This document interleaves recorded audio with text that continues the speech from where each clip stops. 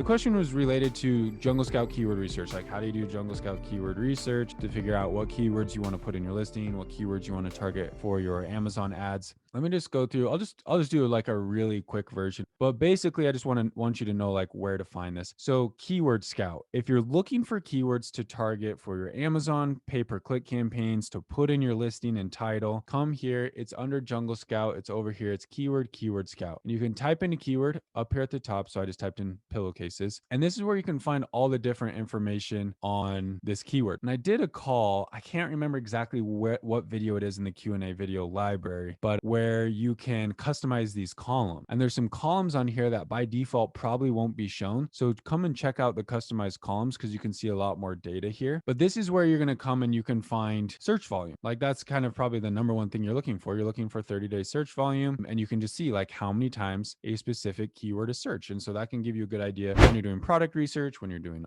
listing research, when you're doing pay-per-click research to figure out what keywords you want to target, because you can see how much search volume, where is it trending. You can look at other stuff over here, ease to rank. Sometimes they'll show pay-per-click bidding estimates. So you can kind of see like if the bid is higher, that means it's more competitive. So if you see a high priced bid, you know, like the advertising cost is going to be a lot more expensive for that type of product versus, or keyword versus one that's, you know, $02 like a pillow protector, but that's also a very different type of product. And then they'll give you a relevancy score, like how relevant is the keyword to the keyword that you typed in. So I've typed in pillowcases, so it's telling me like how relevant are these things, which is why pillow protector is a 7, but pillowcases was number 1. Maybe that's what I typed in. Pillowcase is a 70, which is way more relevant than pillow protector. So basically the basic overview here is Keyword Scout is where you want to go and play around in here to look for keywords that have high search volume. You can see kind of what direction they're trending. This recommend promotions thing is interesting. It's kind of saying like how many reviews, how many promos do they recommend you do to rank for that keyword. So that can kind of give you an idea of like how many reviews am I going to need, or how many like free product am I going to have to give away to get review, to be able to rank for that type of keyword. So yeah, sorry, this is like a super quick 2-minute version of Keyword Scout. Just play around in here. You can play around in here with these different filters and things. Like I only want to look at keywords that have 5,000 searches, or only have 2 words. And then as far as when it comes down to the strategy, kind of the follow-up question here is, what keywords should I target for my Amazon pay-per-click campaigns?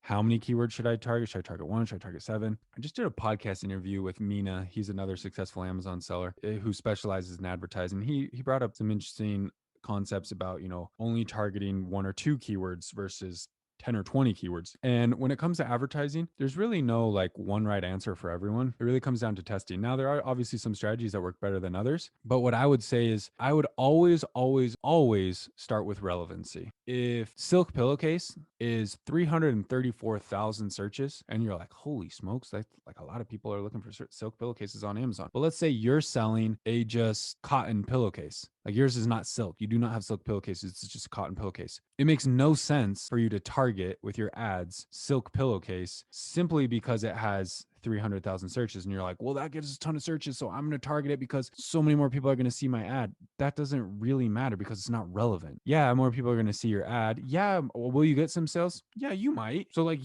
go ahead. You can test it. Like again, like I'll say it a lot, testing, go ahead and test it. But I would always start, if you're looking like where should I start, I would always start with relevancy, even if it's down here in the 11,000 searches per month. If it's relevant to what you're selling, that's where I would start. So I would definitely look for volume. Like you obviously want volume. So I would start, and I talk about this in the module. There's information about like kind of the order of operations when it comes to advertising, but start with relevancy. But then after that, you can absolutely go with search volume because you want to get the most eyeballs. That's kind of the whole goal with advertising, getting your product in front of the most eyeballs that are people who would actually buy your product. So like if you're not selling pillows, standard size set of 4 pillows, don't target that keyword. It makes no sense. You might get some sales, but then probably be expensive. You'll probably waste a lot of money. That's not your customer. Down the road, when your ads are optimized and you're running, you're like, hey, I'm ready to expand out a little bit. Let's see if we can capture a few more sales elsewhere. Yeah, go ahead and target that. See what happens. But from like day one, I'm focused on relevancy. Like I'm focused on what the keywords are that are actually related to the product that I'm selling.